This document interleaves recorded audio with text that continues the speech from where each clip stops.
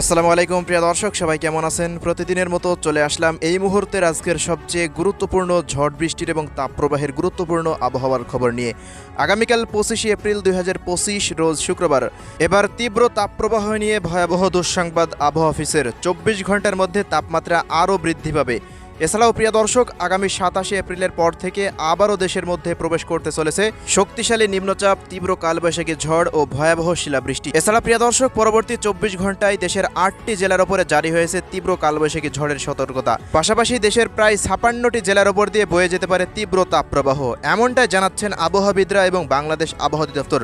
তো প্রিয় দর্শক, আজ এবং আগামী 10 দিন বাংলাদেশ সহ ভারতের পশ্চিমবঙ্গের কোন কোন জেলাগুলোতে আবহাওয়া পরিস্থিতি কেমন থাকবে, ত্রিপুরা রাজ্য সহ আসাম ও মেঘালয় রাজ্যের প্রত্যেকটা জেলার আবহাওয়া আপডেট তুলে ধরবো। অবশ্যই ভিডিওটি শেষ পর্যন্ত দেখতে থাকবেন। কে কোন জেলা থেকে দেখছেন কমেন্ট বক্সে গিয়ে জানাতে ভুলবেন না। প্রতিনিয়ত আবহাওয়ার খবর পেতে আমাদের ইউটিউব চ্যানেলটিকে এক্ষুনি সাবস্ক্রাইব করে রাখুন। তো প্রিয় দর্শক, আমরা এই পর্যায়ে চলে আসলাম ইউরোপিয়ান আবহাওয়ার পূর্বাভাস মডেল রাডারের উপগ্রহ চিত্রে।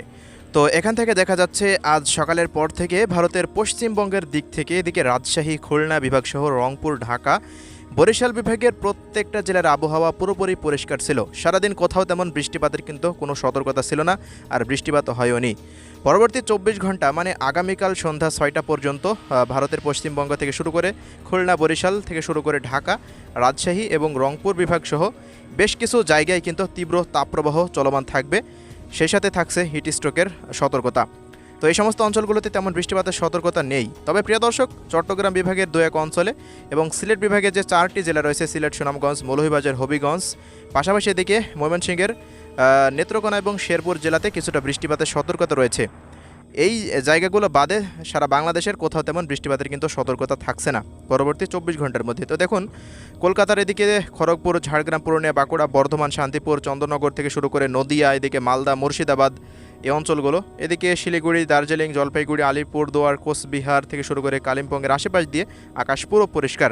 অন্যদিন কিন্তু আকাশ মেঘলা থাকে, তবে আজকের আবহাওয়া কিন্তু পুরোপুরি পরিষ্কার। তাপপ্রবাহ বৃদ্ধি নেবে, এটাই কিন্তু সেই পূর্বাভাস। এছাড়া ত্রিপুরা রাজ্যের 2-1 অঞ্চলে কিছুটা আকাশ মেঘলা থেকে মেঘাচ্ছন্ন এই মুহূর্তে দেখতে পাচ্ছি।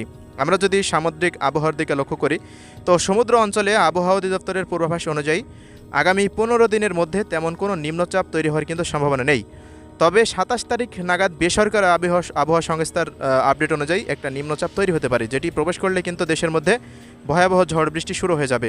তো আমরা 27 তারিখের পর নিম্নচাপের আপডেট আসছি, তার আগে দেখে নিব শুক্রবারের আবহাওয়া পরিস্থিতি। তো শুক্রবার দেখুন, এদিকে খুলনা বিভাগের কুষ্টিয়া, মেহেরপুর, চুয়াডাঙ্গা, ঝিনাইদহ, মাগুরা থেকে শুরু করে এদিকে দেখুন নড়াইল, যশোর, অভয়নগর, খুলনা, সাতক্ষীরা, শ্যামনগর, শ্রীকান্তপুর, মোংলা, বাগেরহাট পর্যন্ত প্রত্যেকটা অঞ্চলের আকাশ পুরোপুরি পরিষ্কার থাকবে।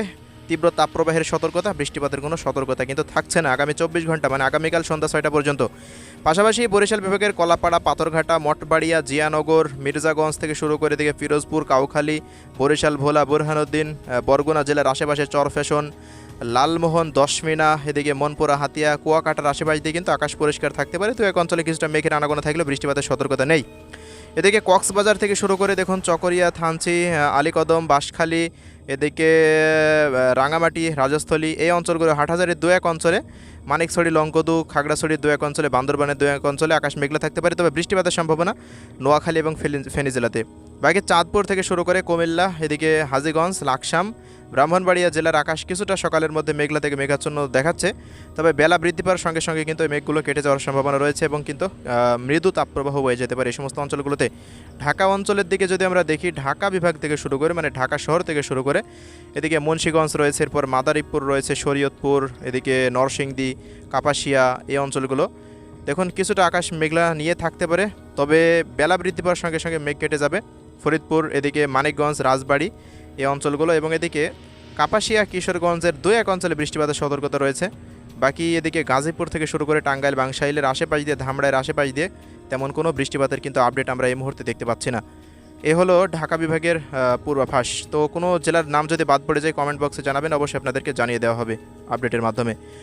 তো এছাড়াও প্রিয় দর্শক, আমরা যদি এদিকে একটু রাজশাহী অঞ্চলের দিকে যাই, তো রাজশাহীর এদিকে পাবনা থেকে শুরু করে রাজশাহী, চাঁপাইনবাবগঞ্জ, সিংড়া, নাটোর, এদিকে মোহনপুর, গোমস্তাপুর, জয়পুরহাট থেকে শুরু করে নওগাঁ, এদিকে বগুড়া, এরপর সিরাজগঞ্জের আশেপাশ দিয়ে কিন্তু আকাশ পুরোপুরি পরিষ্কার থাকবে। বৃষ্টিপাতের সতর্কতা নেই পরবর্তী 24 ঘন্টার মধ্যে।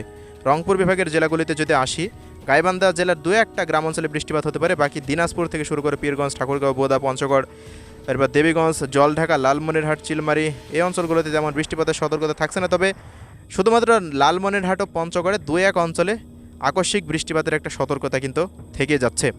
এ হলো পরিস্থিতি। ময়মনসিংহ বিভাগে যদি আসি, ময়মনসিংহ বিভাগের দু এক অঞ্চলে বৃষ্টিপাত থাকছে। তবে সিলেট বিভাগে প্রত্যেক দিনের মতনই কিন্তু সিলেট বিভাগের 4 জেলাতেই সিলেট, সুনামগঞ্জ, মৌলভীবাজার, হবিগঞ্জ, এদিকে জয়ন্তাপুর, জাকিগঞ্জ থেকে শুরু করে বড়লেখা, কুলাউড়া, কামালগঞ্জ, হাবিবগঞ্জ থেকে শুরু করে নাসিরনগর, বানিয়াচং, জগন্নাথপুর, হাবিবগঞ্জ, সিলেট, শতকবাজার, বিশ্বম্ভরপুর, ফেনারবাগ, ইতনা প্রত্যেকটা অঞ্চল জুড়েই কিন্তু তীব্র কালবৈশাখী ঝড়সহ বৃষ্টিপাতের সতর্কতা রয়েছে। পাশাপাশি এদিকে নেত্রকোনার শেরপুরের দু এক অঞ্চলে বৃষ্টিপাত হতে পারে। তবে ময়মনসিংহ থেকে শুরু করে জামালপুরের আশেপাশ দিয়ে তেমন কোনো বৃষ্টিপাতের সতর্কতা পরবর্তী 24 ঘন্টার মধ্যে নেই।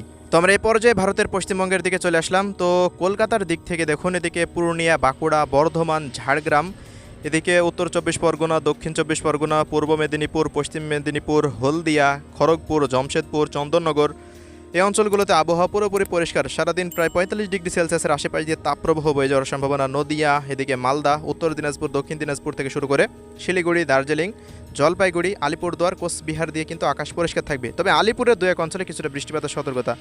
এছাড়াও এদিকে মেঘালয় রাজ্য থেকে শুরু করে ত্রিপুরা রাজ্যের আমবাস, আগরতলা, আরামপুরের আশেপাশ দিয়ে আকাশ কিছুটা মেঘলা থেকে মেঘাচ্ছন্ন হয়ে থাকার সম্ভাবনা রয়েছে। তবে বৃষ্টিপাতের সতর্কতা খুবই কমই দেখা যাচ্ছে।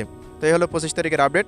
26 তারিখেও একই পূর্বাভাস রয়েছে, শুধুমাত্র সিলেট জেলাতে কিছুটা বৃষ্টিপাত থাকতে পারে। তবে প্রিয় দর্শক, আগামী 27 তারিখের পর থেকে আবহাওয়া পরিস্থিতি আবারও পরিবর্তন শুরু হয়ে যেতে পারে। 28 তারিখের পর থেকে দেখা যাচ্ছে ঢাকা বিভাগ হতে খুলনা, বরিশাল, চট্টগ্রাম বিভাগের অধিকাংশ জেলা জুড়েই কিন্তু তীব্র কালবৈশাখী ঝড়, শিলাবৃষ্টি, বজ্রবৃষ্টির কিন্তু সম্ভাবনা আবারও শুরু হয়ে যেতে পারে, এমনটাই কিন্তু দেখতে পাচ্ছি। সিলেটে যেমন বৃষ্টিপাত চলছে এমনই কিন্তু অব্যাহত থাকবে। এছাড়াও রাজশাহী, রংপুর এবং এদিকে অন্যান্য জেলাগুলোতে বৃষ্টিপাত প্রবেশ করবে। ভারতের পশ্চিমবঙ্গেও একই আপডেট রয়েছে, এমনটাই কিন্তু আমরা দেখতে পাচ্ছি।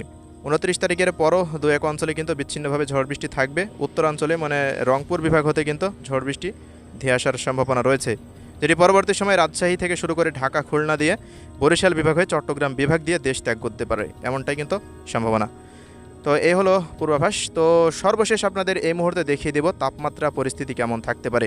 তো এরপর যে আমরা টেম্পারেচার মোডে চলে আসলাম। তো রাজশাহী বিভাগের দিকে কিন্তু ভয়াবহ তাপপ্রবাহের সতর্কতা। রাজশাহী, মোহনপুর, চাঁপাইনবাবগঞ্জ থেকে গোমস্তপুর, এদিকে জয়পুরহাট, পটনীতলা, আক্কেলপুর, আদমদিঘি, নওগাঁ জেলার আশেপাশ দিয়ে কিন্তু তীব্র তাপপ্রবাহ 45 ডিগ্রি সেলসিয়াস কিন্তু সই হয়ে যেতে পারে।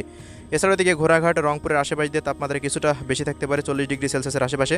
খুলনা বিভাগের জেলাগুলিতে 38 থেকে 39 ডিগ্রি সেলসিয়াস তাপমাত্রা থাকবে, এমনটাই কিন্তু আমরা দেখতে পাচ্ছি। ভারতের কলকাতার দিকে স্থানীয় ভেদে কিন্তু তাপমাত্রা প্রায় 45-এর আশেপাশ দিয়ে থাকতে পারে। এদিকে বরিশাল ও চট্টগ্রাম বিভাগে তাপমাত্রা পরিস্থিতি প্রায় 32 থেকে 35-এর আশেপাশে থাকার সম্ভাবনা। ঢাকাতেও 37 ডিগ্রি সেলসিয়াস থাকতে পারে, সিলেট, এরপর ময়মনসিংহেও তাপমাত্রা 35 থেকে 36-এর আশেপাশে থাকবে। তো এই ছিল আজকের সংক্ষিপ্ত আবহাওয়া পরিস্থিতি। সবাই ভালো থাকবেন, আল্লাহ হাফেজ।